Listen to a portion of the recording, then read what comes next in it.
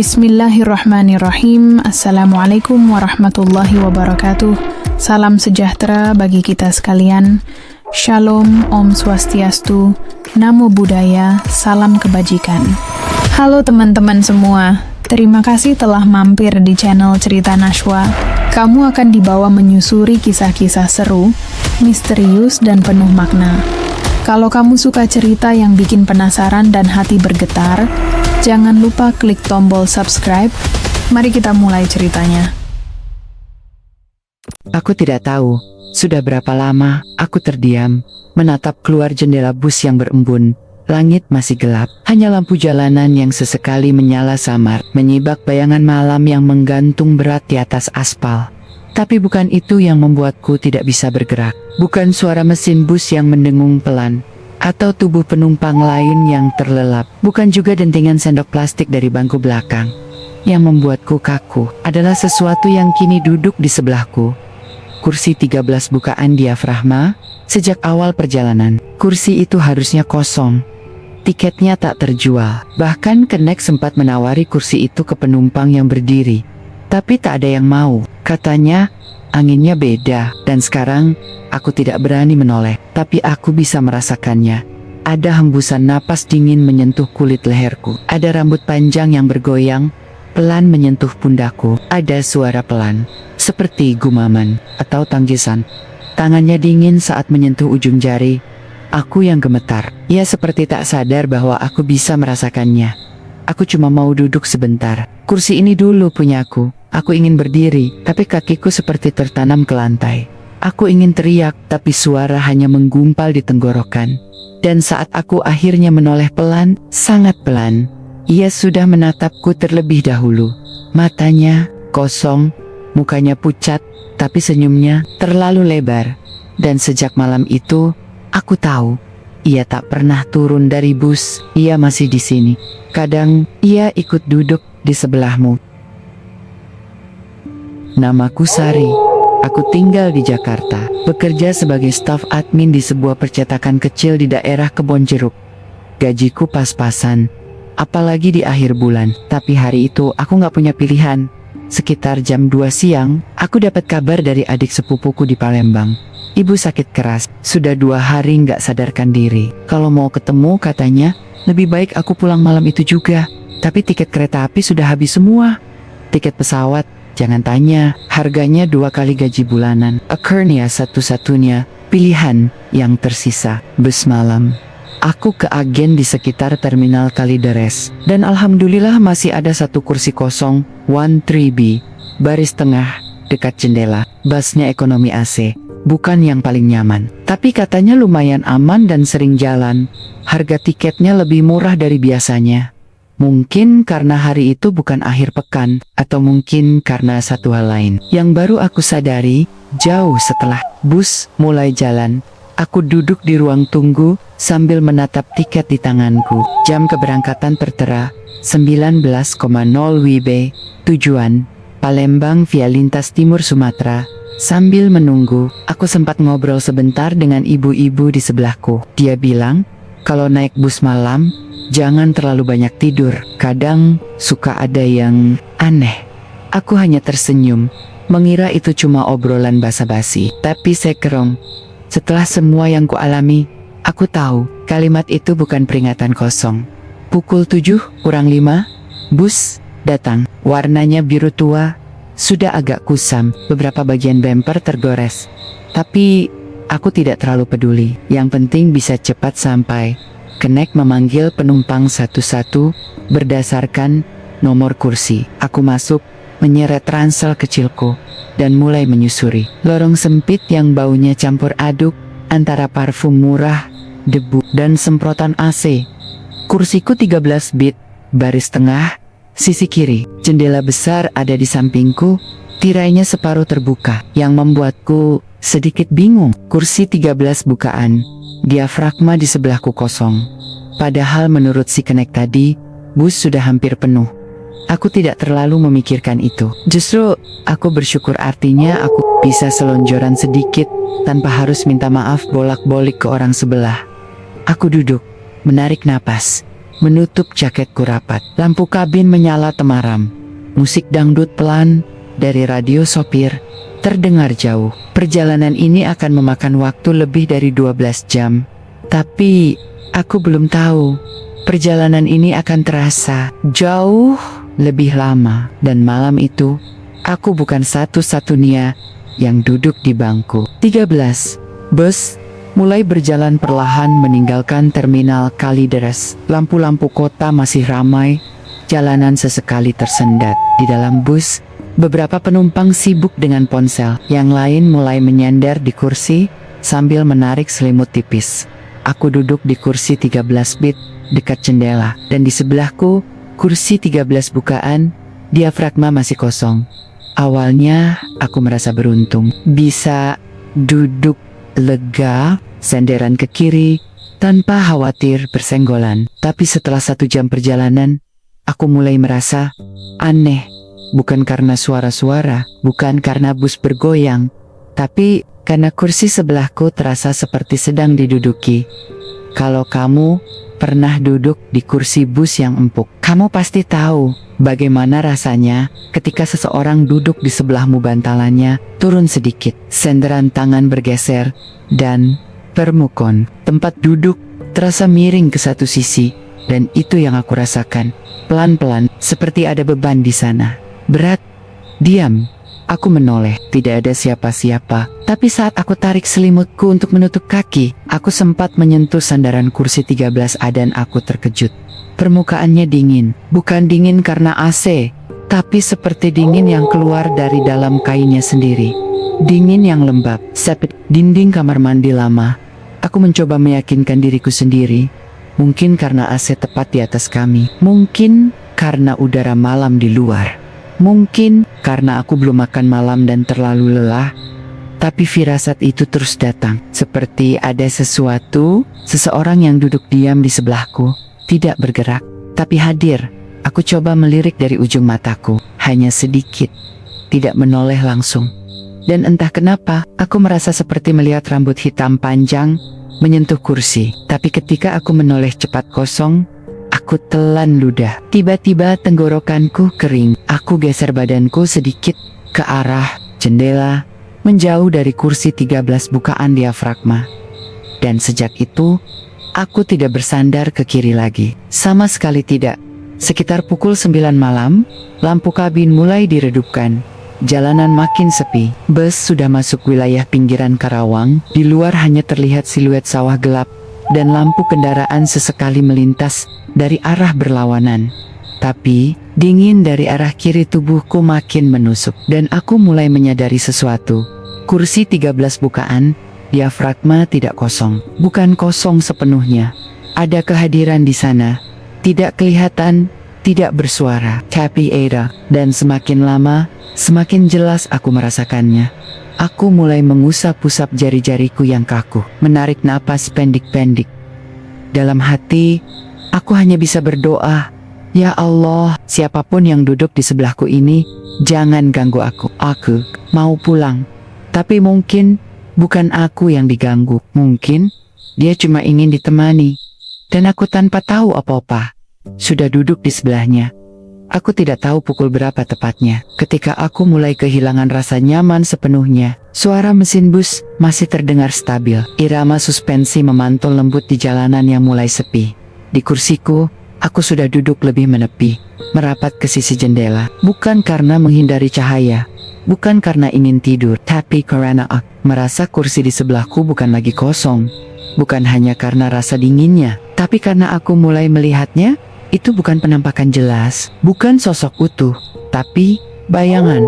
Seperti siluet gelap yang tak semestinya ada beberapa kali. Saat mataku mulai terpejam, aku tersentak karena dari sudut pandangku, bayunggen hitam itu seperti duduk menyamping, membelakangiku. Rambutnya jatuh ke sisi luar kursi, menyentuh celah antara kursi dan lorong bus.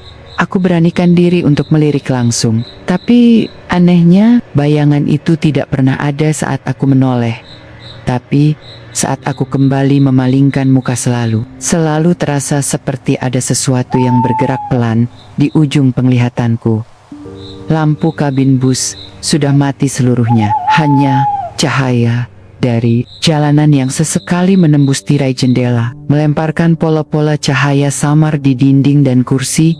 Dan itulah saat aku mulai merasa benar-benar tidak sendirian. Karena setiap pola cahaya itu datang bayangan, itu muncul bayangan tubuh perempuan.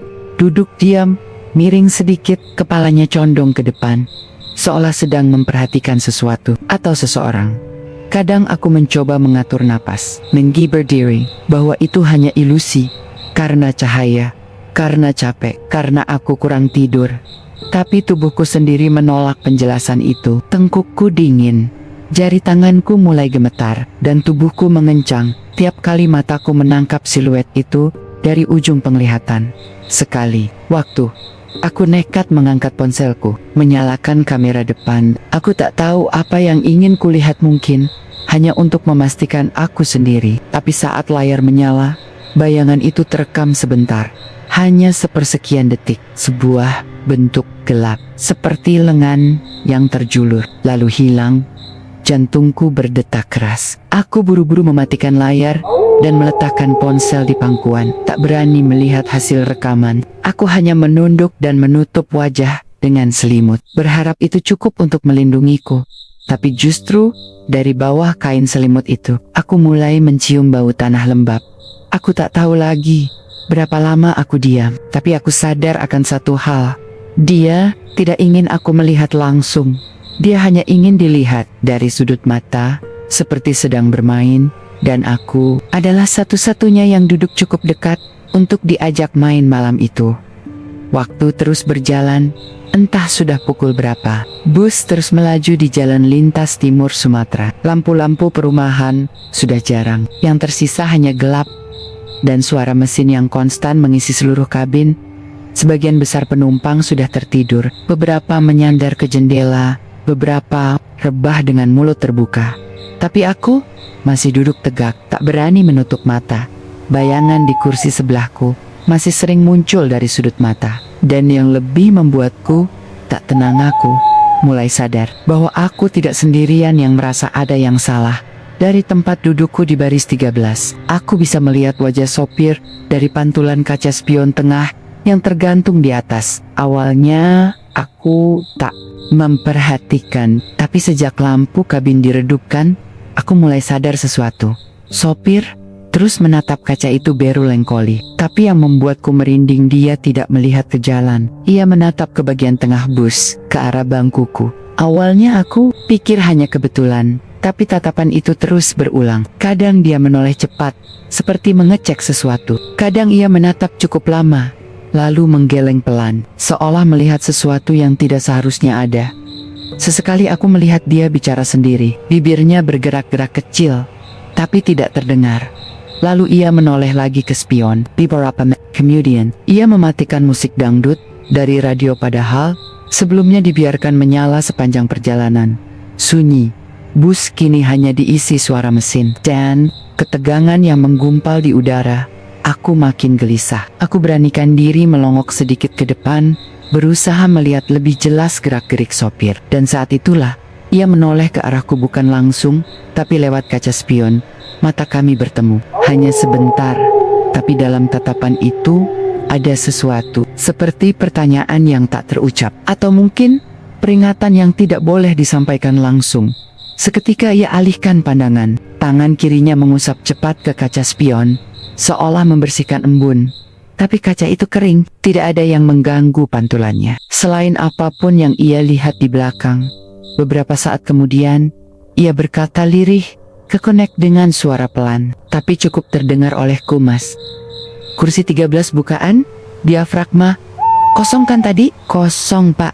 Tiketnya nggak kejual, tapi kayaknya tadi ada yang duduk sebentar. Cewek, rambutnya panjang. Suaraku tercekat, tanganku langsung mencengkeram tas. Deepen. Dia juga melihatnya. Dan itu berarti apa yang kulihat bukan cuma halusinasi. Saat itu aku sadar apapun yang duduk di sebelahku bukan hanya bisa dirasakan, ia bisa dilihat. Dan lebih buruknya lagi, ia mungkin tahu kalau kami mulai menyadarinya. Sekitar pukul 11 malam, Bus perlahan menepi di sebuah warung makan sederhana di pinggir jalan. Di sekitarnya gelap, gulita hanya cahaya dari lampu neon kusam di atap warung yang menyinari halaman tanah berdebu. Kenek berteriak pelan dari depan, "Istirahat 15 menit ya. Yang mau makan silakan." Beberapa penumpang turun, beberapa tetap di kursi, tidur dengan kepala bersandar. Aku sendiri karena tidak kuat menahan dingin dan perasaan tak tenang ikut turun. Hanya untuk sekadar meregangkan kaki dan mencari kopi panas. Angin malam menyapu, pelan, dingin. Tapi dibandingkan dengan udara dalam bus tadi, aku merasa sedikit lebih lega. Aku berdiri di dekat warung, memegang gelas kopi plastik, dan mengamati bus dari luar. Ada hal aneh yang mengusikku. Jendela tempat aku duduk 13B berembun, tapi hanya bagian itu. Semua jendela lain tampak bersih. Aku mendekat sedikit, dan saat itu aku merasa ada bayangan yang berdiri di balik tirai kursi 13 bukaan diafragma. Hanya setengah tubuh, rambut panjang, tidak bergerak. Aku kedipkan mata, bayangan itu menghilang. Perlahan aku naik kembali ke dalam bus. Lorong sempit itu masih seperti tadi, gelap dan lengang. Beberapa penumpang sudah kembali ke tempat duduk mereka, tapi bagian tengah terasa lebih hening dari seharusnya. Dan saat aku duduk kembali ke kursi 13B, sesuatu langsung terasa berbeda. Sandaran kursi 13 bukaan, diafragma, kini lebih miring, seperti baru saja ada yang menyandarkan badan di sana. Dan aku bisa mencium bau aneh, bau seperti kain basah yang lama tidak dijemur, lembab, asam, bukan dari AC, bukan dari luar. Bau itu datang dari sisi kiri tubuhku. Aku coba rapatkan jaket, tangan kiriku secara refleks menyentuh sisi kursi itu, dan aku langsung menariknya cepat-cepat. Basah, kain pelapis kursi itu dingin dan lembab. Aku menahan napas, berusaha tidak panik, tapi perasaan berat makin menekan dadaku. Seolah-olah ada sesuatu yang duduk di kursi itu, dan sekarang lebih dekat dari sebelumnya. Bukan hanya terasa, bukan hanya bayangan, tapi ada berat, ada kehadiran. Sejak saat itu, aku tidak bersandar sama sekali ke kiri. Tubuhku tegang sepanjang perjalanan. Dan untuk pertama kalinya, aku sadar, aku ingin turun. Aku ingin keluar dari bus ini. Tapi, aku juga tahu, belum waktunya. Karena apapun yang duduk di sebelahku, belum ingin aku pergi. Bus terus melaju menembus malam. Langit di luar sepenuhnya gelap, seperti tak ada bulan. Jalanan sepi. Kadang hanya ada 1-2 lampu dari rumah jauh di kejauhan. Lalu kembali gelap lagi. Di dalam bus, suhu makin dingin. Dingin yang bukan cuman karena AC, tapi semacam dingin yang kosong. Seperti hawa dari ruangan kosong yang lama tidak dihuni.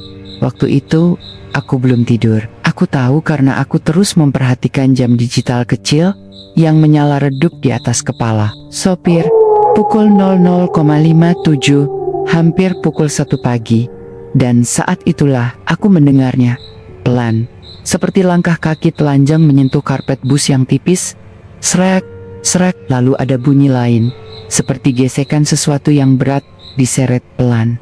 Awalnya, aku pikir itu kenek sedang mengecek kursi belakang. Mungkin mau memastikan semua penumpang lengkap. Tapi suara itu terdengar sangat pelan dan sangat lambat. Bukan langkah orang yang tahu tujuannya, tapi seperti seseorang yang bingung atau tersesat. Langkah itu melewati baris-baris kursi, makin dekat ke tempatku. Aku menahan napas, tak berani bergerak. Hanya bola mataku yang bergeser ke lorong. Tak ada siapa-siapa, hanya lorong sempit gelap yang membentang sampai ke arah belakang. Tapi suara itu tetap terdengar, srek-srek, dan anehnya, suara itu berhenti tepat di samping kursiku. Tepat di sisi kiri, di mana kursi 13 bukaan diafragma berada. Aku bisa mendengar napasku sendiri. Tanganku menggenggam tali ranselku erat-erat. Padahal, ransel itu cuma diam di pangkuan. Aku menoleh perlahan, dan tidak ada siapa-siapa di lorong.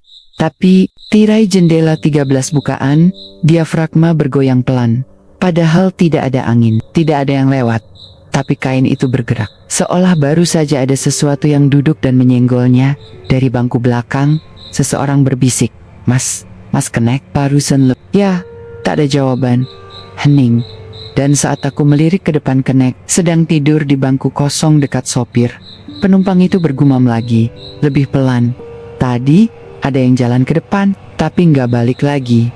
Aku tak sanggup menatap ke sebelah. Tapi, aku tahu, kursi 13 bukaan, diafragma, kini terasa lebih penuh dari sebelumnya. Seperti baru saja didatangi kembali.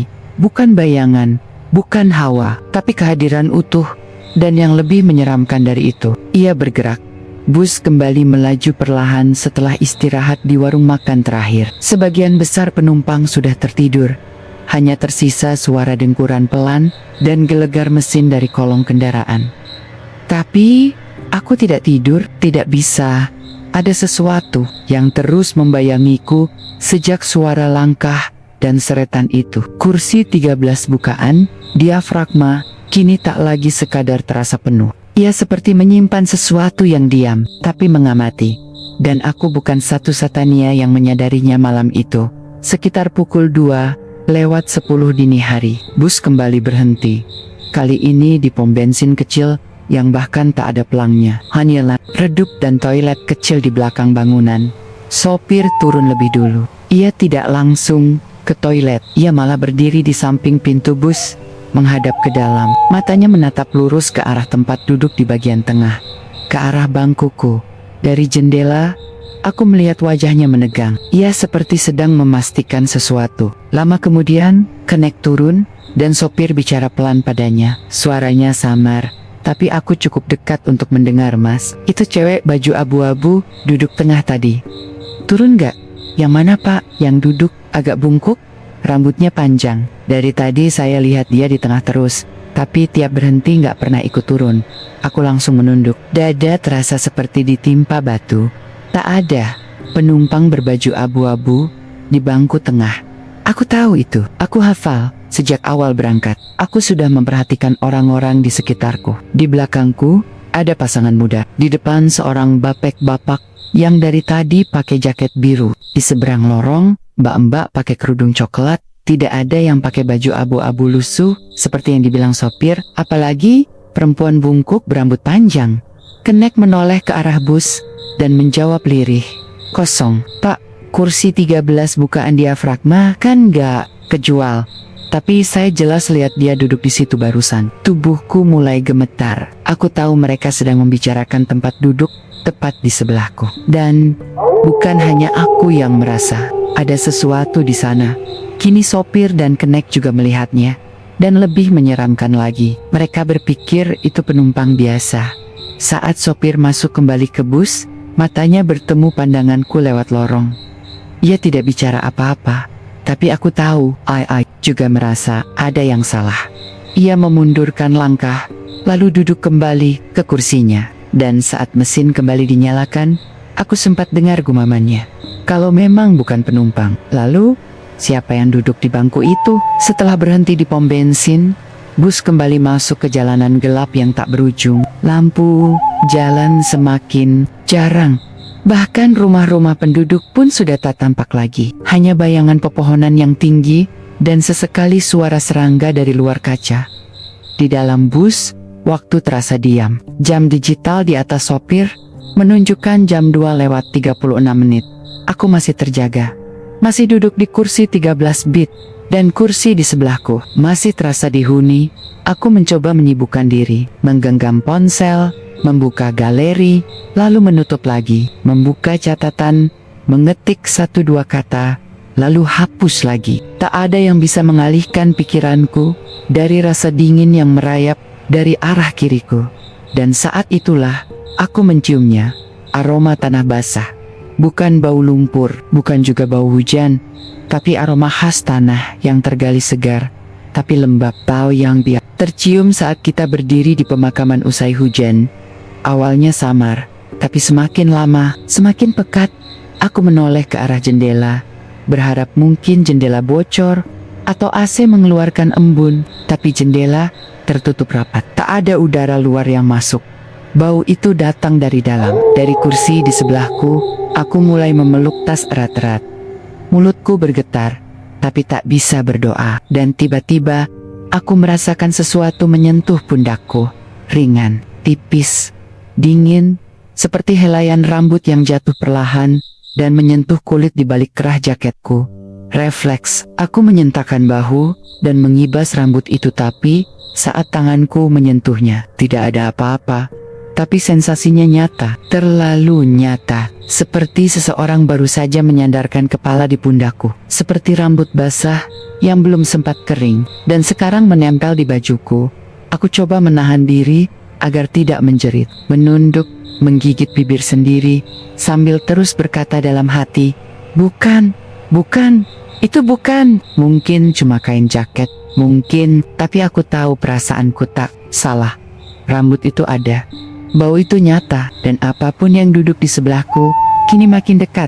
Dari kursi belakang, tiba-tiba seseorang batuk keras. Lalu terdengar suara pelan seorang ibu. Kok kayak ada yang nyium tanah ya? Hidung saya jadi aneh. Penumpang lain mulai terbangun. Ada yang menopu-sopu hidung, ada yang mengibaskan kerudungnya karena merasa pengap. Tapi hanya aku yang tahu, bau itu tidak menyebar. Bau itu hanya mengarah padaku.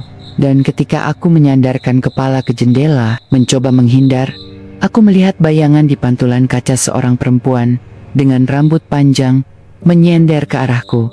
Wajahnya kabur, tapi tubuhnya condong. Sial, tengah tidur bersamaku. Aku pejamkan mata kuat, berharap ini tidakku, dan bau tanah itu masih mengendap di napasku. Aku tidak tahu pasti, entah karena kelelahan atau pasrah. Tapi pada satu titik, aku mulai terkantuk juga. Tubuhku tegang, tapi pikiranku mulai kabur. Napas menjadi pelan, dan mataku sesekali terpejam sendiri. Bus masih bergoyang pelan, melaju di jalan gelap yang tak berujung. Dan bau tanah itu, entah kenapa perlahan mulai hilang. Mungkin aku sudah terlalu lelah untuk peduli, tapi justru di saat pikiranku hampir lepas, aku mendengarnya. Pelan, lembut, seperti bisikan dari sangat dekat. Begitu dekat, hingga aku bisa merasakan hembusan napasnya menyentuh kulit wajahku. Dingin, ya. Aku membuka mata. Tubuhku kaku. Aku tidak berani menoleh, tidak berani bergerak. Tapi suara itu datang dari kursi 13 bukaan diafragma, tepat di sebelahku. Hening beberapa detik. Lalu suara itu datang lagi. "Boleh numpang duduk?" Suaranya bukan seperti suara orang jahat, tidak kasar, cerak, tapi justru itu yang membuat semuanya lebih menyeramkan. Suaranya lembut, datar, seperti anak kecil yang lama tak bicara, seperti seseorang yang hanya ingin ditemani, tapi bukan manusia. Dan yang paling membuatku tak bisa menelan ludah, ia bicara seolah dari tempat yang jauh lebih dingin daripada malam itu sendiri. Jari-jariku mencengkeram kain jaket. Mulutku ingin berdoa, tapi suara seperti terjebak di tenggorokan. Aku pejamkan mata sekuat-kuatnya, tapi suara itu masih ada, masih terasa. Gak ada yang mau duduk di sini. Padahal dulu, ini kursiku. Aku merasakan sandaran tangan di antara kami sedikit bergeser. Seperti ada beban baru yang menekan. Seperti seseorang baru saja duduk dengan perlahan. Di luar jendela, cahaya dari truk yang melintas menyinari kaca. Dan dari pantulan di kaca jendela, aku melihat kepala seseorang condong ke arahku. Rambut panjang menutupi sebagian wajahnya. Ia menatapku, tersenyum samar, tapi matanya kosong. Aku tak kuat. Aku langsung menunduk, menggigit bibir sendiri sambil berulang kali dalam hati, "Maaf ya, saya cuma mau pulang, saya nggak ganggu, saya cuma numpang." Tapi mungkin ia juga hanya ingin numpang. Dan malam itu, kami duduk berdampingan. 2 penumpang, 2 jiwa. Satu dari dunia ini, satu lagi mungkin tidak. Setelah bisikan itu, aku tak bisa tidur lagi. Mataku terbuka lebar, menatap ke bawah, tak berani menoleh ke kiri. Seluruh tubuhku kaku. Bahkan untuk menarik napas dalam pun rasanya berat. Kursi 13 kini terasa benar-benar dihuni. Tidak lagi sekadar bayangan atau hawa dingin, tapi nyata, berat, mengendap. Dan sesuatu atau seseorang di sebelahku itu kini hanya sejengkal dari bahu kiriku. Dalam keadaan setengah panik, aku mencoba hal yang paling sederhana. Hal yang selama ini kupikir akan selalu bisa kulakukan di saat-saat terberak. Aku mencoba berdoa, ku tatap jendela yang gelap, lalu memejamkan mata perlahan. dan dalam hati mulai membaca A'udzubillahi. Tapi baru sampai situ, letak, berhenti. Sesuatu menahan, bukan suara luar, bukan gangguan fisik, tapi semacam tekanan dalam diri sendiri. Tenggorokanku terasa mengatuk, lidahku membeku di langit-langit mulut, bibirku seperti terkunci rapat. Aku tidak bisa melanjutkan doa itu, bahkan untuk menyebut nama Tuhan. Aku tak sanggup. Aku mencoba sekali lagi, ku tatap lurus ke kursi depan. Dalam hati memaksa, Allah, tapi suaranya tidak keluar. Tidak di hati, tidak di mulut. Yang keluar justru napas tercekat, seperti seseorang mencekik dari dalam. Dan saat itu, dari ujung mataku, aku melihat kepala di sebelahku pelen-pelen menoleh ke arahku. Tak sepenuhnya, hanya sedikit, tapi cukup untuk membuatku tahu. Ia tahu aku mencoba melawannya. Lalu bisikan itu kembali, lebih dekat, lebih dingin. Jangan sebut-sebut nama itu. Suara itu masuk langsung ke dalam dada, seperti uap dingin yang menyusup ke dalam paru-paru.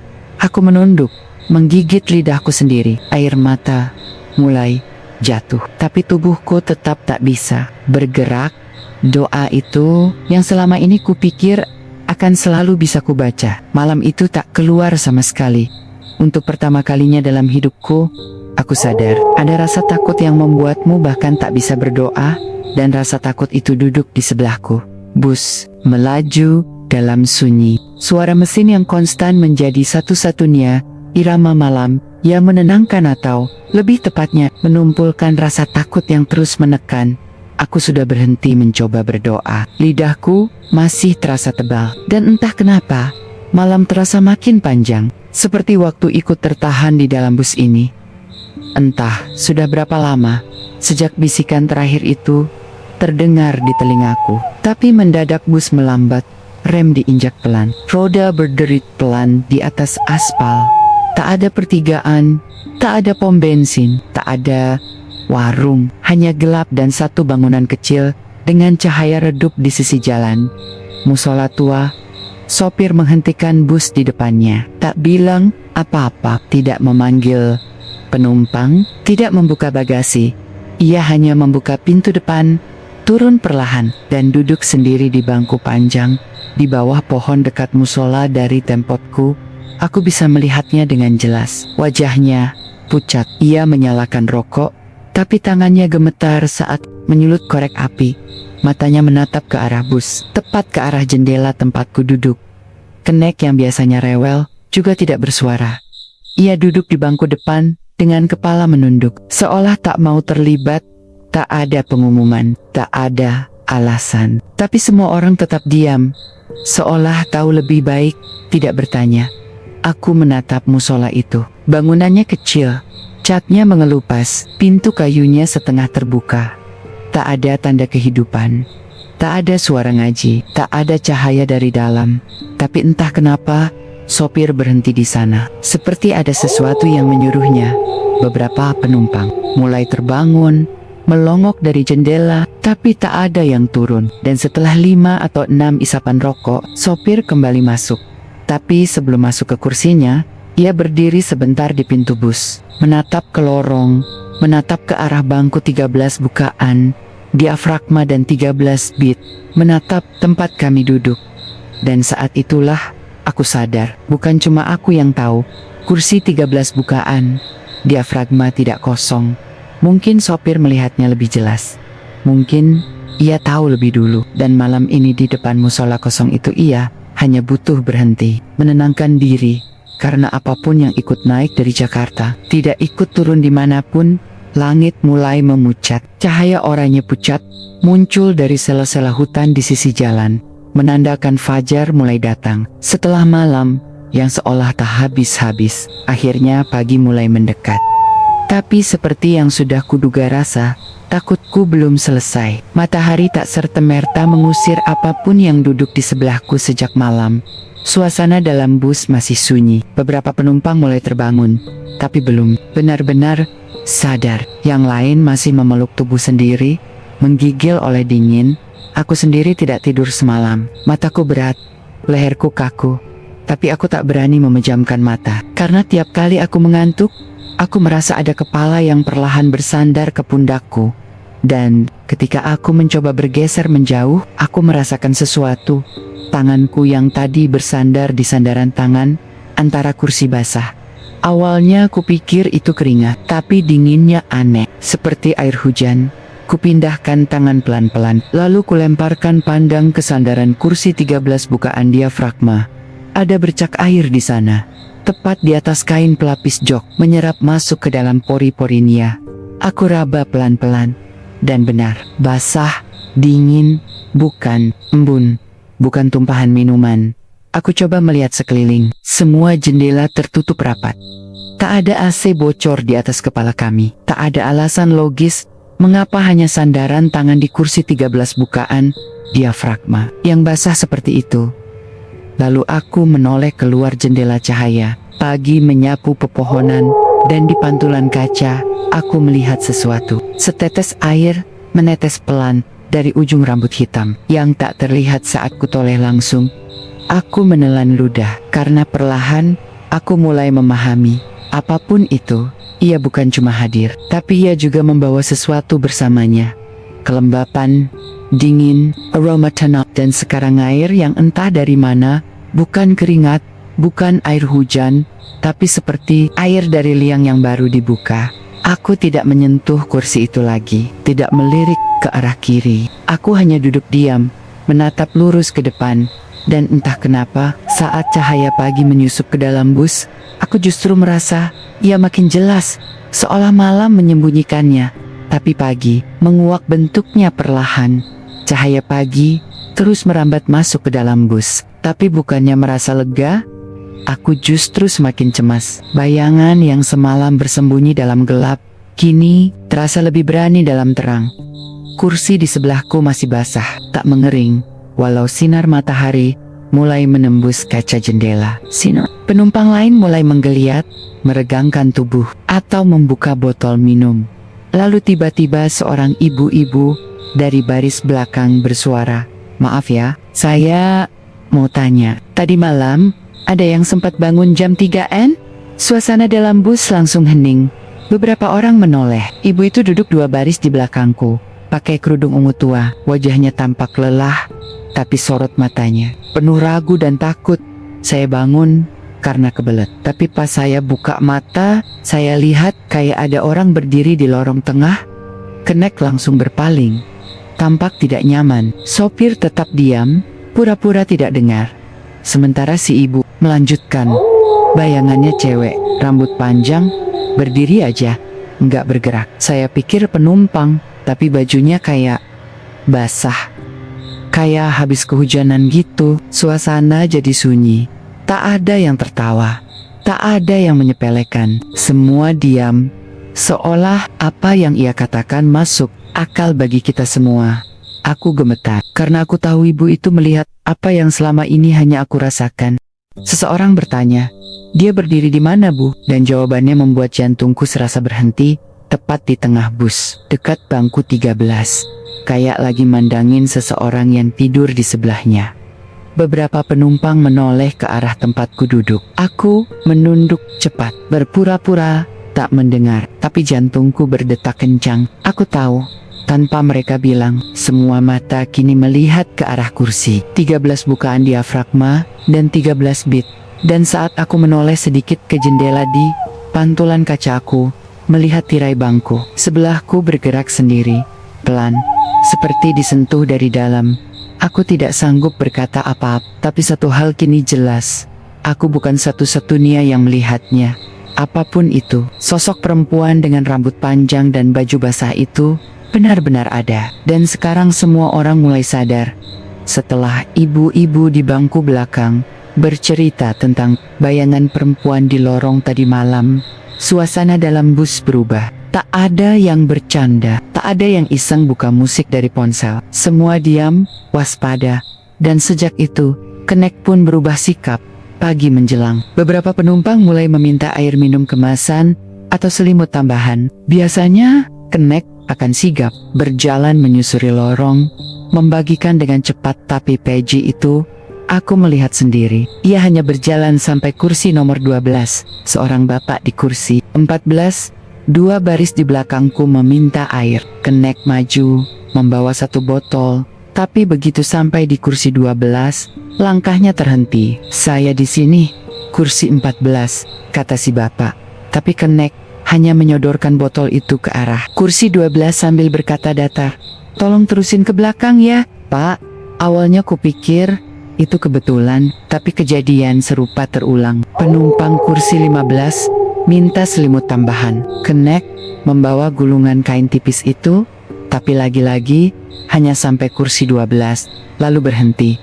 Wajahnya pucat, pandangannya tak pernah sekalipun melihat ke arah bangkuku.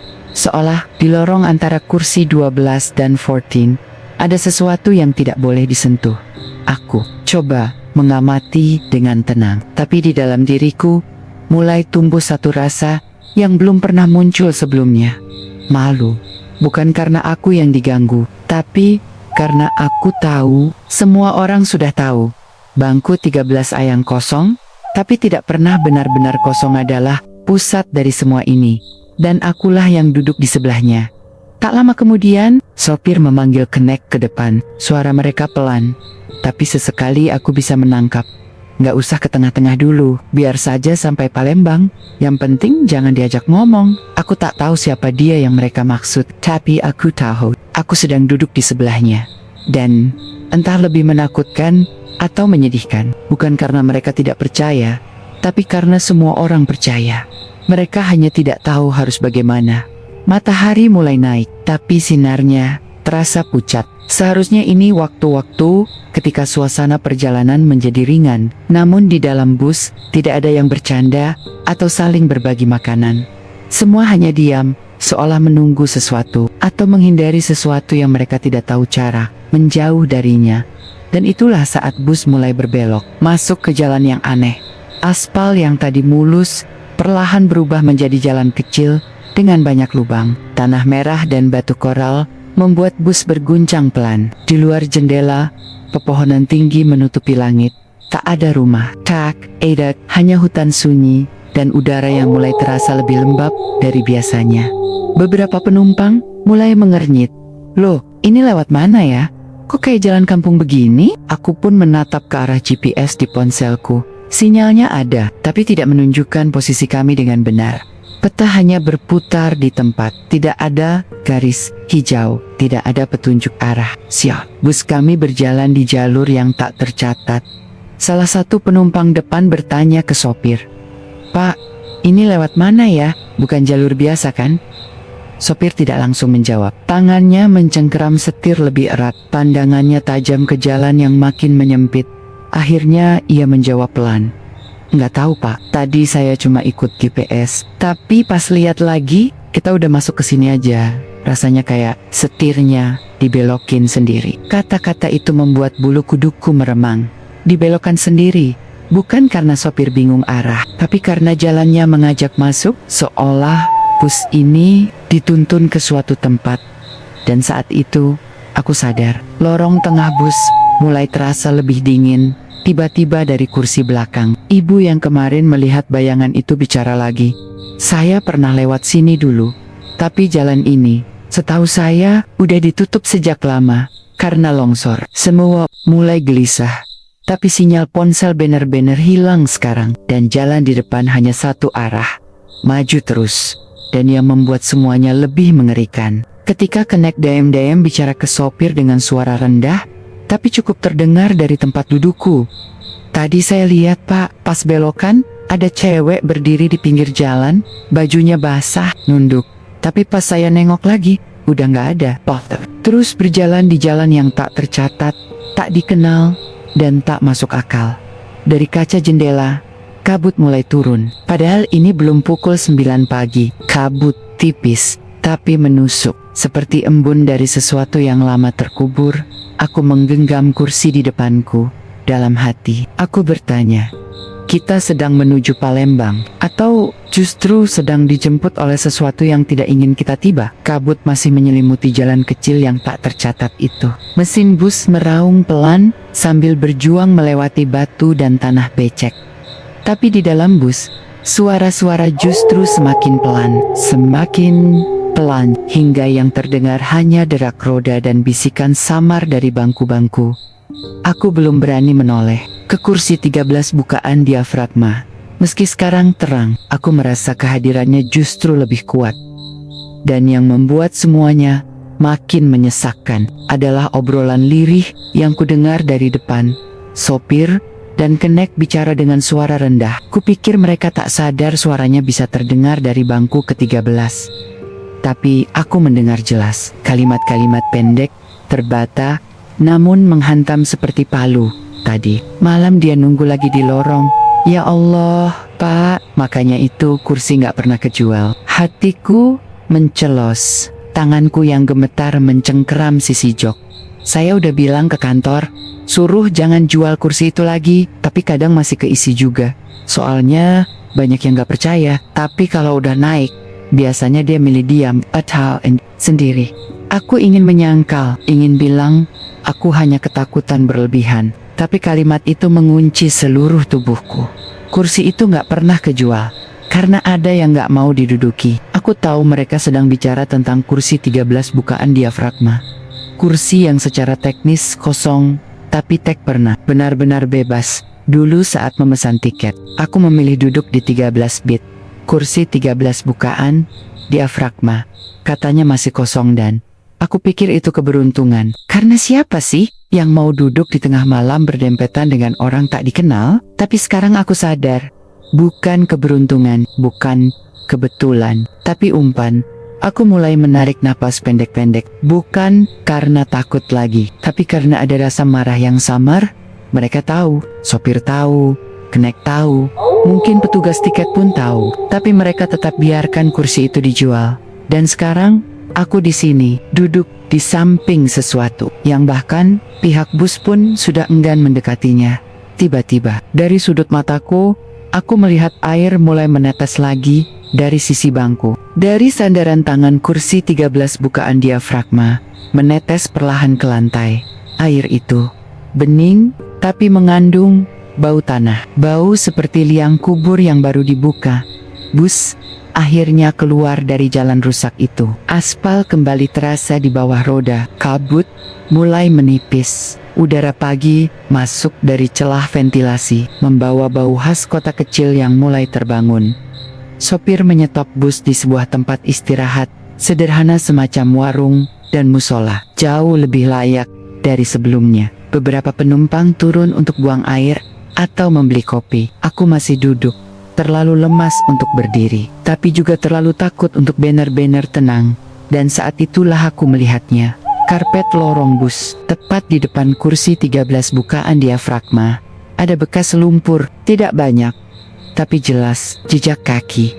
Mungil, seperti bekas telapak sepatu kecil. Tapi tanpa sepatu, jejak itu tampak baru, mesebat, dan bentuknya tidak lengkap, sebagian seperti terseret. Seperti jejak seseorang yang berjalan tanpa sepatu. Dari luar, naik ke dalam bus, aku tidak langsung panik. Aku hanya menunduk, menatap jejak itu dalam diam. Detak jantungku menguat, tapi mataku tak berkedip. Karena aku tahu pasti tak ada yang duduk di kursi 13 bukaan diafragma sejak dari Jakarta. Dan saat berhenti tadi, tidak ada siapapun yang turun dari sebelahku. Lalu, dari mana jejak itu datang? Aku menoleh keluar jendela. Bus parkir di tempat berlantai semen.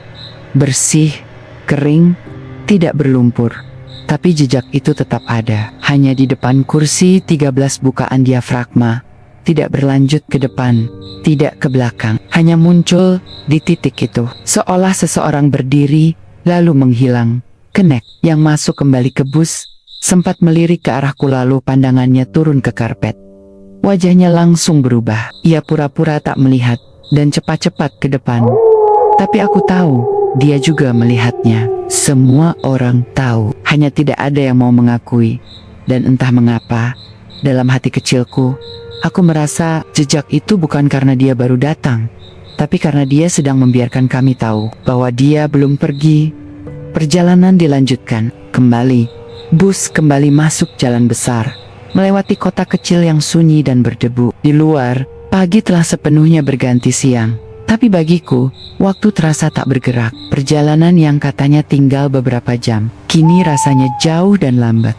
Dan ketika semua penumpang mulai membuka bekal, mengatur ulang bawaan mereka, aku pun ikut membuka tas tanganku yang dari tadi tak kusentuh sejak malam. Ku periksa dompet, air minum, tisu, dan charger. Tapi di sela-sela semua itu, aku menemukan sesuatu. Helai rambut, panjang, hitam, lembab, terselip di dalam tas. Melilit charger, dan tersangkut di resleting kecil bagian dalam. Aku terdiam, tanganku membeku. Kupastikan lagi bukan rambutku tidak sepanjang ini. Dan yang membuat perutku mual, aku mencium bau samar, kemenyan. Bukan bau wangi parfum atau pewangi ruangan, tapi bau yang biasa tercium saat ada yang dibakar untuk membuka jalan. Bau sesajen, bau kuburan, bau perbatasan. Aku menutup tas buru-buru, tapi telapak tanganku masih terasa dingin, seperti menyentuh sesuatu yang bukan milikku. Aku menggigil, padahal siang, padahal matahari masuk dari jendela. Dan saat aku bersandar ke bangku, aku mendengar suara samar. Sudah waktunya pulang. Bukan suara dari penumpang, bukan kenek atau sopir. Suaranya dari dalam kepalaku, atau dari dalam tasku sendiri. Aku buka kembali perlahan. Rambut itu masih ada, tapi kini sudah menempel di lapisan tas, seolah dari awal memang tertinggal di sana. Saat itu, aku merasa aku tidak sedang dalam perjalanan pulang, tapi sedang dibawa pulang. Bukan ke rumah, bukan ke Palembang, tapi Kite yang hanya dia tahu, dan aku sedang duduk di sebelahnya, menjadi tamu, atau mungkin jadi gantinya bus. Akhirnya masuk Palembang menjelang sore. Langit mendung, gerimis tipis turun seperti abu. Para penumpang mulai berbenah, bersiap turun. Aku duduk diam, tak membuka jendela, tak menyentuh apapun lagi. Di pangkuanku, tas tangan tetap tertutup rapat, meski aku tahu rambut itu masih di dalam. Dan yang membuatku makin yakin bahwa ini belum berakhir adalah saat kulihat sepupuku. Dia berdiri di dekat halte kedatangan. Ia melambai, tersenyum. Aku balas lambaian pelan. Tapi begitu aku turun, pelukan yang ia berikan tidak biasa. "Kamu enggak kenapa-kenapa kan?" katanya pelan. Aku hanya mengangguk, belum sanggup cerita. Tapi kalimat berikutnya membuat tubuhku kembali dingin. "Tadi aku lihat kamu dari luar, di dalam bus. Kamu duduk dekat jendela kan? Tapi kayaknya ada cewek lain berdiri di sebelahmu." Aku langsung menatap wajahnya. "Cewek lain? Kamu yakin?" Dia mengangguk pelan, tampak ragu, lalu melirik ke arah bus yang sudah mulai ditinggal penumpang. "Iya, berdirinya nempel banget ke kamu, tapi mukanya nggak jelas, kayak bayangan, tapi tinggi, rambutnya panjang, basah." Aku tak bisa menjawab. Bagaimana bisa? Tidak ada yang berdiri di sebelahku. Kursi 13 bukaan, diafragma, kosong. Setidaknya itu yang akan terlihat dari luar. Tapi jika Daya, yang tidak tahu apa-apa soal perjalanan ini melihatnya juga, berarti apapun itu masih bersamaku sampai bus berhenti di dalam kepalaku. Suara lirih semalam kembali terdengar. "Boleh numpang duduk ya?" Mungkin dia tidak pernah minta duduk. Mungkin dia hanya menunggu di bawah. Aku menggenggam tangan dia erat, tapi pandanganku tak lepas dari bus yang kini kosong. Tirai jendela tempatku duduk perlahan menutup sendiri. Tak ada angin, tak ada yang menyentuhnya, seperti seseorang sedang merapikan tempatnya.